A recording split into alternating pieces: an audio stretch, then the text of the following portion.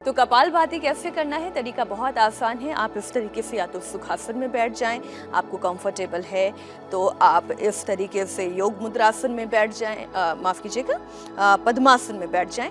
तो पद्मासन में बैठें चाहे सुखासन में बैठें, मैं आपको सुखासन में करके दिखा देती हूँ। इस तरीके से बैठ जाएं, दोनों हाथों को इस तरीके की मुद्रा में आप रखें अपने घुटनों के ऊपर।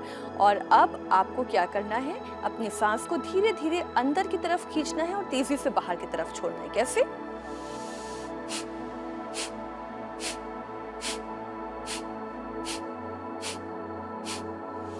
जब हम कपालभाति करते हैं तो सबसे कॉमन मिस्टेक जो लोग करते हैं, क्या करते हैं, वो अपनी पूरी बॉडी को शेक करने लग जाएंगे, या फिर अपनी चेस्ट को शेक करने लगेंगे, या फिर अपनी कमर को हिलाकर रख देंगे। लेकिन आपने देखा बॉडी में कहीं कोई मूवमेंट नहीं है, बस आपकी जो सांस है वो तेजी के साथ, एक झटके के साथ बाहर जा रही है। क्यों? क्योंकि आप अपने पेट को अंदर की तरफ खींचते हैं और सांस को बाहर की तरफ छोड़ते हैं। वापस से देखिए,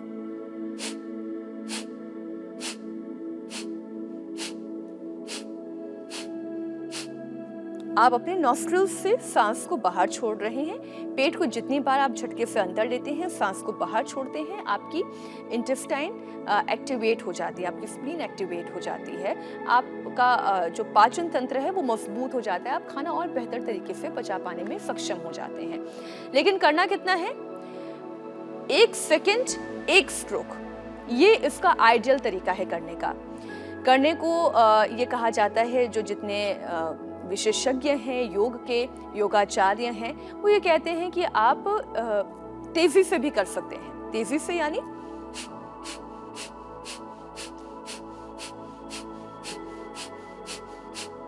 लेकिन मैं ये सजेस्ट करूंगी कि आप अगर अभी नए नए योग की शुरुआत कर रहे हैं तो दौड़ने से पहले चलना सीखें। और चलना कैसे है? धीरे धीरे, 1 सेकेंड 1 स्ट्रोक, और इन टोटल आप 60 स्ट्रोक्स कर सकते हैं, यानी कि 60 सेकेंड 1 मिनट। तो 1 मिनट का ये पूरा साइकिल है। 1 मिनट तक कपालभाति करने से आपके पाचन तंत्र को बहुत लाभ मिलने वाला है। किस तरीके से करना है, आखिरी बार एक बार फिर से ध्यान से देखें।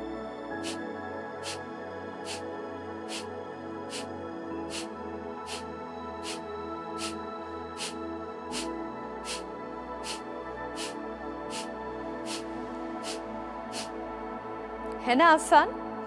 अगर आप ये तमाम योगाभ्यास करते हैं जो कि मैंने शुरुआत में बताया, योग मुद्रासन 2 तरीके से, मंडूकासन 2 तरीके से, और साथ ही साथ अगर आप खाना खाने के बाद वज्रासन में बैठते हैं और अगर आप कपालभाति भी करते हैं तो आपको इसका फायदा जरूर मिलेगा।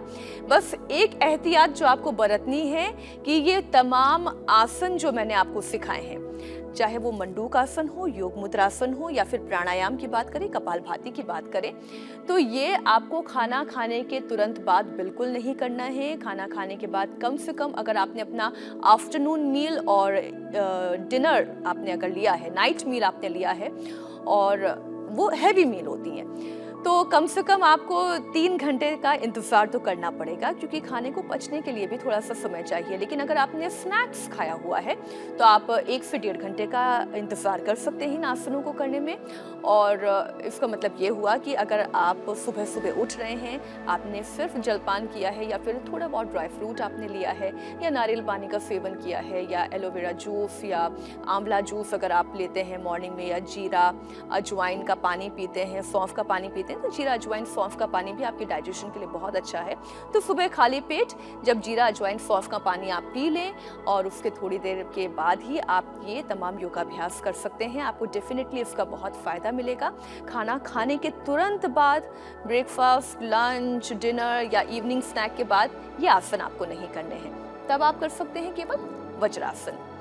आज के लिए बस इतना ही। अगली दफा फिर होगी आपसे मुलाकात कुछ और ऐसे ही योग टिप्स, हेल्दी टिप्स के साथ। तब तक के लिए दीजिए इजाजत। नमस्कार।